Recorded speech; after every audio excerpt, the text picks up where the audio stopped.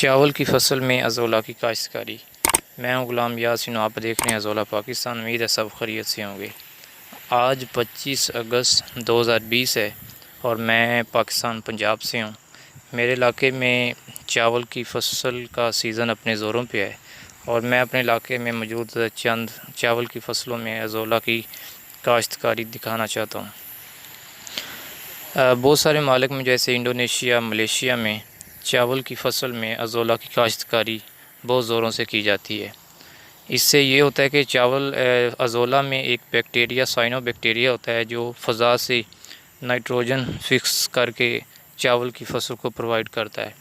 اس سے چاول کی فصل تقریباً 20% پہلے سے زیادہ بڑھ جاتی ہے اور جو باقی بچ جانے والی ازولہ ہے وہ آنے والی فصل کے لیے بایو فیول کا، بایو فرٹیلائزر کا کام کرتی ہے اور ایز اے ملڑ کے طور پر بھی کام کرتی ہے اور زمین کی زرخیزی بڑھانے میں بہت کارساز ثابت ہے۔ ہمارے پڑوس ملک انڈیا میں سرکاری سطح پر گاؤں گاؤں جا کر ازولہ کی کاشتکاری سکھائی جاتی ہے اور لوگوں کو اس کے فوائد سے آگاہ کیا جاتا ہے۔ پچھلی ویڈیو میں نے ڈک ویڈ کی کاشتکاری کا ذکر کیا تھا چاول کی فصل میں اور آپ کو دکھایا تھا، اور ابھی میں آپ کو ازولہ کی کاشتکاری چاول کی فصل میں دکھانا چاہتا ہوں۔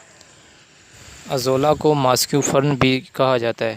یہ جب چاول کے فصل کے پانی کے اوپر ایک موٹی تہہ بنا دیتی ہے یا کسی پانی کے بھی اوپر، تو بہت سارے لاروے اور حشرات جو پانی کی سطح میں، پانی میں کیڑے مکوڑے پیدا ہو جاتے ہیں، انہیں آکسیجن کی فراہمی روک دیتی ہے اور وہ پانی میں پیدا نہیں ہوتے۔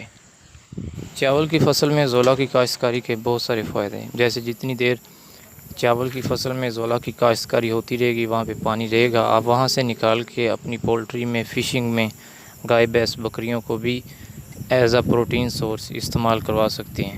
اس کے علاوہ یہ چاول کی فصل کو نائٹروجن پرووائڈ کرتی ہے ازولہ، اور فصل پہلے سے 20 گنا بڑھ جاتی ہے اور فصل کی کٹائی تک یہ ایک موٹی تہہ چاول کی فصل میں بنا دیتی ہے، جس سے آنے والی فصل کے لیے یہ بایو فیول بن جاتی ہے، بایو فرٹیلائزر بن جاتی ہے، ایز اے ملڑ بن جاتی ہے اور زمین کی زرخیزی بڑھانے میں بہت کارساز ثابت ہے۔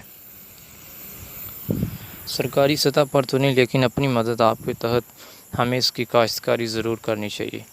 آپ کسی قسم کی بھی فارمنگ کرتے ہیں، اگر آپ فارمر ہیں تو آپ اس کی کاشتکاری کر سکتے ہیں اور اس سے فائدہ حاصل کر سکتے ہیں۔ پچھلے دنوں دنیا نیوز پر چلنے والے پروگرام حسب حال میں جنید سلیم صاحب نے ازولہ کی افادیت پر ایک پروگرام کیا تھا، جس سے لوگوں کو بارہا آگاہی ملی ہے۔